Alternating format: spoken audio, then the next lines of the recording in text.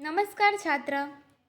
आज हम हिंदी विषय में कक्षा 10वीं की चोरी गद्य का अभ्यास करेंगे, जिसके लेखक के यशपाल जैन और साहित्य प्रकार है कहानी।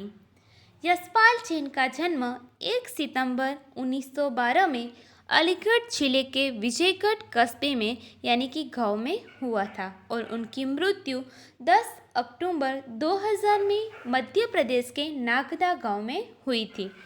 बाल साहित्य पर यशपाल जैन ने अपनी लेखनी चलाई है और बाल मनोविज्ञान पर उन्होंने अनेक कहानियाँ लिखी है। सन 1990 में उनको भारत सरकार का प्रतिष्ठित पुरस्कार पद्मश्री से सम्मानित भी किया गया है। अजंता एलोरा, अहिंसा और भारत की यात्री उनकी ख्यातनाम कृतियाँ हैं। यशपाल जैन ने चोरी कहानी के माध्यम से हमें यह सीख दी है कि मालिक और नौकरों के बीच में समान व्यवहार होना चाहिए। उनके बीच में कोई भी मतभेद नहीं होना चाहिए। नौकरों को भी अपने परिवार का एक अंग मानना चाहिए और उसके साथ भी आत्मीयतापूर्ण व्यवहार भी करना चाहिए। और हम जो भी खाते वही हमारे नौकरों को भी खिलाना चाहिए। इस वजह से नौकरों के मन में जो चोरी की भावना उत्पन्न होती है वह न हो। नौकर और मालिक के बीच में मानवीय और सौहार्दपूर्ण वातावरण में घर में सुख शांति और आनंद बना रहता है। इस संदेश के साथ एक परिवार की कहानी या सुंदर रंग से प्रस्तुत की गई है। इसके मुख्य पात्र है नंदन और मालती, जो एक दंपति है और उसके घर में बिंदु नामक व्यक्ति काम करता है। और गौण पात्र के रूप में कुंदन का भी यहाँ चरित्र चित्रण किया है। कमरे को साफ कर झाड़ू पर कूड़ा रखी जब बिंदु कमरे से बाहर निकला, तब बरामदे में बैठी मालती का ध्यान उसकी ओर अनायास ही चला गया। उसने देखा कि एक हाथ में झाड़ू है पर दूसरे हाथ की मुट्ठी बंधी है और कुछ पीछे की ओर जानबूझकर आड़ में कर ली गई है। मालती को क्या लगा, हो न हो कमरे से बिंदु कुछ लाया है। उसने कहा, बिंदु। 2 कदम पर बिंदु पर उसने मानो मालती की आवाज़ सुनी ही न हो। वह चलता ही गया, बल्कि मालती ने देखा कि उसकी पुकार पर बिंदु की चाल में कुछ तेजी आ गई। गुस्से से भरकर उसने कहा, बिंदु, ओ बिंदु, ठहर, कहाँ जाता है? बरामदे यानी कि कमरे के बाहर का आंगन, अनायास यानी कि अचानक, आड़ यानी कि ओट, पुकार यानी आवाज़। बिंदु और मालती और नंदन का घरेलू नौकर है। एक दिन घर के एक कमरे में झाड़ू लगाकर कूड़ा झाड़ू पर रखकर दूसरे हाथ की मुट्ठी बांधे हुए वह आता है। बिंदु की बंधी मुट्ठी देखकर मालती को संदेह होता है कि उसे लगता है कि वह शायद घर की कोई कीमती चीज़ अपने मुट्ठी में दबाए लिए जा रहा है। तो मालती बिंदु को रुकने के लिए कहती है, लेकिन बिंदु उसकी आवाज़ अनसुनी करके और तेज़ी से बढ़ने लगता है। तब दूसरी बार भी बिंदु उसे चिल्लाती है, लेकिन वह नहीं रुकता है। वह उसकी बात को अनसुनी कर देता है और वह भाग के बाहर चला जाता है। इतना कहना था कि बिंदु तो दौड़ने लगा और वह गया। मालती के संदेह की पुष्टि के लिए यह सब काफ़ी था। उसने तेजी के साथ कहा, सुनते हो जी, देखो बिंदु कुछ लिए जा रहा है, जल्दी आओ।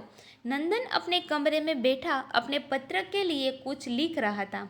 मालती का यो चिल्लाना उसे अच्छा नहीं लगा और उसने चाहा कि टाल दे, पर मालती माने तब ना। एक सपाटे में वह कमरे में आ गई और बोली, झटपट उठो, देखो बिंदु मुट्ठी में दबाए कुछ ले गया है। नंदन ने कलम एक और रख दी और जैसे किसी ने जबरदस्ती पकड़कर उठा लिया हो, वह उठा। कमरे से बाहर आया तो देखता क्या है कि बिंदु लौटकर आ रहा है। एक हाथ में झाड़ू है, दूसरा रीता है और नीचे लटका है। उसे देखते ही मालती उबल पड़ी। क्यों रे बिंदु के बच्चे, मैं गला फाड़ती रही और तू रुका तक नहीं। बोल, हाथ में क्या ले गया था? संदेह यानी कि शंका, पुष्टि यानी कि समर्थन और सपाटे यानी कि तीव्र गति से, रीता यानी खाली और उबल पड़ना यानी कि गुस्सा होना। कि मालती तेजी से नंदन के कमरे में पहुंचती है और बिंदु की इस हरकत के बारे में उसे बताती है। जब तक नंदन और मालती के साथ कमरे से बाहर आता है, तब तक बिंदु कूड़ा फेंक कर लौट रहा था घर की ओर। तो मालती जब बिंदु आता है घर पे तब मालती बिंदु को फटकारती है और कहती है कि बिंदु तुम मेरी आवाज़ सुनकर भी क्यों चले गए। उसने कहा कि बोल तुम्हारे हाथ में क्या था। बिंदु का चेहरा फक बोला कुछ नहीं बीबी जी। झूठा कहीं का क्यों रे, तेरे हाथ में कुछ नहीं था तो मेरे पुकारने पर फिर तू रुका क्यों नहीं। मालती ने रोषपूर्ण स्वर में पूछा। बिंदु से बोला नहीं जा रहा था। कहे तो क्या कहे। तब नंदन आगे बढ़ा बोला घबराओ नहीं, सच बताओ कि क्या ले गए थे। सच बाबूजी, मेरे हाथ में झाड़ू थी और कूड़ा था। फिर वही झूठ, मालती ने चिढ़कर कहा। इसे पुलिस में दे दो। लातों के देव कई बातों से मानते हैं। इस बेईमानी के ऊपर घर छोड़ रखा है तो इसलिए कि चीज़ उठा उठा कर ले जाए और ऊपर से झूठ बोले। फक यानी कि रंग बिगड़ जाना या चेहरे का रंग उड़ जाना। रोषपूर्ण यानी कि क्रोधपूर्ण। चिढ़कर यानी कि नाराज होकर। बेईमान यानी कि झूठ। मालती जब बिंदु को फटकारती है तब भी वह बिंदु कुछ नहीं बोलता है। तब नंदन उसे प्यार से कहता है कि बिंदु तुम घबराओ नहीं, तुम क्या ले गए थे वह कह दो। तब भी बिंदु है वह कहता है मालिक मैं कुछ नहीं ले गया था, मेरे एक हाथ में झाड़ू थी और दूसरे हाथ में कूड़ा था। तब मालती वह रोषपूर्ण स्वर में कहती है कि लातों के देव बातों से नहीं मानते। जो बुरे लोग हैं वह अच्छी अच्छी बातें करे तो भी वह नहीं मानते, अगर उसके साथ बुरा ही व्यवहार किया जाए तब भी वह मानते हैं। नंदन ने मालती को शांत कर कहा असली बात जानने का यह तरीका नहीं है। फिर बिंदु को उसने प्यार से समझाया और कहा मैं तुमसे कुछ कहूँगा नहीं, ठीक ठीक बताओ कि क्या ले गए थे। किंतु बिंदु घबराया सा खोया सा धरती की ओर देखता रहा और नंदन का बहुत आग्रह हुआ तो उसने इतना ही कहा मैंने कुछ लिया है। नंदन फिर भी खींचा नहीं, बोला अच्छा चल देखे तू कूड़ा कहाँ फेंकाया है। बिंदु पहले तो कुछ ठिठका, अनंतर मुड़कर चुपचाप आगे हो गया। नंदन और मालती ने वह जगह देखी पर कुछ दिखा नहीं। नंदन ने कहा बिंदु यो हैरान करने से क्या होगा, बता क्यों नहीं देता क्या लाया था। खोया सा यानी कि चिंतित। खींचा यानी कि गुस्सा होना। ठिठका यानी कि झुंझलाना। अनंतर यानी कि बाद में। कि जब नंदन उसे प्यार से कहता है कि बिंदु तू क्या ले गया था, घबराओ नहीं तुम बताओ, तब बिंदु इतना ही कहता है कि मैं कुछ ले गया था। तब नंदन कहता है कि चलो तुम हमें जहाँ तुमने कूड़ा फेंका है वहाँ ले चलो। तब वह चुपचाप बिंदु नंदन और मालती को लेकर वहाँ जाता है और नंदन मालती को भी कहता है कि सच जाने का यह अच्छा तरीका नहीं है। नंदन बिंदु से प्यार से घुमा फिरा कर घटना की असलियत जानने का प्रयास करता है और तब ही बिंदु उसे खुलकर कहता है और वह उन दोनों को लेकर वहाँ जो कूड़ा फेंका था वह जगह पर ले जाता है। बिंदु के होठ खुले जैसे कुछ कहना चाहता हो पर फिर बंद हो गए। हाँ कहो, रुक क्यों गए, नंदन ने शांत स्वर में कहा। बाबूजी। बिंदु फिर चुप। शाबाश कहो कहो। बाबूजी थोड़ी सी मेवा नीचे पड़ी थी, मैं उठा लाया। बिंदु कह तो गया पर जैसे वह अनुभव कर रहा हो कि दुनिया का जाने कितना गहरा पाप उसने कर डाला है। मैं कहती थी ना, मालती बोल उठी कि यह कुछ न कुछ ले जरूर आया है। देखा मेरी बात सच निकली ना।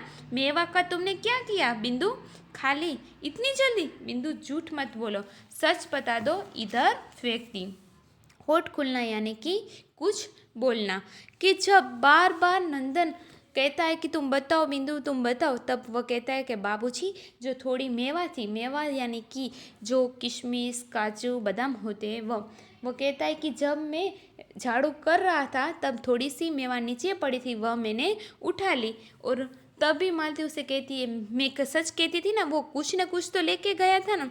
तब वह कहती है कि क्या किया उसने मेवा का, तब कहता है मैंने खा ली। और नंदन और मालती कूड़े के पास आते हैं, उन्हें वहाँ सचमुच थोड़े से काजू और थोड़ी किशमिश भी पड़ी हुई दिखाई देती है। इस घटना से बिंदु को ऐसा लगता है कि मानो उसने कोई बड़ा पाप कर लिया हो। नंदन और मालती ने देखा कि उसकी बताई जगह पर थोड़े से काजू और कुछ किशमिशें पड़ी है। नंदन ने बिंदु के कंधे पर हाथ रखा और कहा मेरे साथ आओ। बिंदु चुपचाप माली के साथ चल दिया। नंदन उसे लेकर कमरे की ओर गया। मालती ने कहा, आज इसने मेवा ली है, कल को और कुछ उठा ले जाएगा। एक बार जो नीयत बिगड़ी तो क्या फिर हाथ रुकता है। नंदन ने पत्नी की बात सुनी अनसुनी कर दी। बिंदु को साथ लेकर कमरे में गया और कनस्तर खोलकर उसमें से एक मुट्ठी मेवा उसके हाथ में देते हुए बोला, बिंदु लो, खा लो। पति के इस नरमी के व्यवहार से मालती आग बबूला हो गई। बोली, ऐसे ही तो नौकर बिगड़ते हैं, उसे कुछ कहना तो दूर, उल्टे उसकी खुशामद कर रहे हो। नियत यानी कि ईमान, कनस्तर यानी कि टीन का जो डिब्बा होता है वह, नरमी यानी कि भावपूर्ण और दयापूर्ण, आग बबूला यानी कि बहुत गुस्सा हो जाना, खुशामद यानी कि चांपलूसी करना और खोटी प्रशंसा करना। नंदन बिंदु के कंधे पर हाथ रखकर उसे कमरे में ले जाता है और वह डिब्बे में से एक मुट्ठी मेवा निकालकर बिंदु को खाने के लिए कहता है। और इस व्यवहार से जो नंदन का भावपूर्ण व्यवहार होता है, यह देखकर मालती आग बबूला हो जाती है और कहते हैं कि तुम्हारे जैसे मालिक के कारण ही ऐसे नौकर बिगड़ते हैं। आज वह मेवा ले गया, वह तो कल कुछ और ले जाएगा। नंदन मुस्कुराया और बोला, मालती, चोर बिंदु नहीं है, हम हैं। हम क्यों ऐसी चीज़ें खाएं जो सबको नहीं मिलती है। इसी से तो चोरी की भावना को जन्म मिलता है। हम लोग रोज मेवा खाते, एक दिन इस बेचारे का मन चल आया और थोड़ी सी ले ली तो क्या हो गया। मैं कब कहती हूँ कि कुछ हो गया। बात मेवा की नहीं है, नियत की है। इसका जी चला था तो मांग लेता, मैं न देती तब कहता। घर में 50 चीज़ें रहती है, यो तो जिस पर मन आएगा उठा कर ले जाएगा, और एक दिन यही होना है, वह न करेगा तो तुम करवाओगे। फिर नंदन सोचने लगता है कि चोर है वह बिंदु नहीं है। अपने आप में और अपनों को और मालती को ही वह चोर मानता है, क्योंकि जिनके कारण बिंदु में चोरी की भावना का जन्म हुआ है। उनके विचार से सबको सब चीज़ें मिलनी चाहिए, हमने उसे नहीं दिया इसलिए तो बिंदु को यह चोरी करनी पड़ी। इसलिए वह मालती को समझाता है कि हम लोग रोज मेवा खाते, एक दिन इस बेचारे बिंदु का मन चल गया तो क्या हो गया। तब भी मालती व नंदन की बात समझने को तैयार नहीं है। वह कहती है कि बात मेवे की नहीं है, अगर वह मांग लेता तो मैं दे देती, लेकिन घर में ऐसी 50 चीज़ें हो कि आज उसका मन आज मेवे की ओर गया और वो ले गया, कल और चीज़ की ओर उसका मन आ जाएगा तो वह दूसरी ओर दूसरी चीज़ ले जाएगा।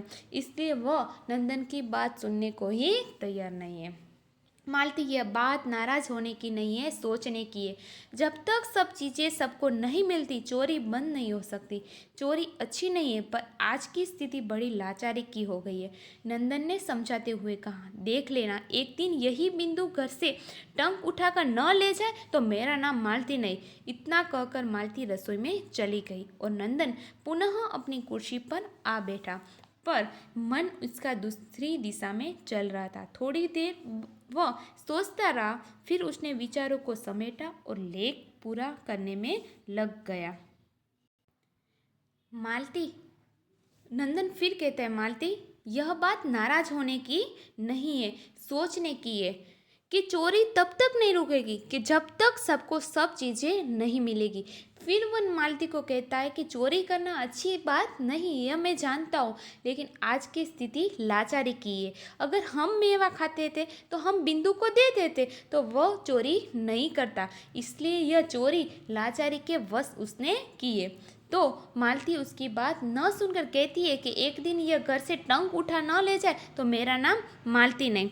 और लेकिन मालती को बिंदु के साथ नंदन का इस प्रकार का नरमी का व्यवहार पसंद नहीं आया, इसलिए वह अपने वहाँ से चली जाती है रसोई की ओर और नंदन पुनः अपना पत्र लिखने बैठ जाता है। लेख पूरा हुआ तो काफ़ी देर हो चुकी थी। वह उठा और सीधा रसोई में पहुंचा। देखता क्या है कि मालती सिल पर चटनी पीस रही है। नंदन ने कहा, बिंदु कहाँ है? मैं क्या जानूँ, तुम जानो और तुम्हारा लाडला बिंदु जाने। उसे निकाल दिया। निकालने वाली मैं कौन होती हूँ? कब से नहीं है। तभी चला गया था। नंदन थोड़ा हैरानी में पड़ा। मालती ने पुनः कहा, तुम यहाँ के नौकरों को जानते नहीं, अपने घर में भी उनका हाथ रुकता नहीं।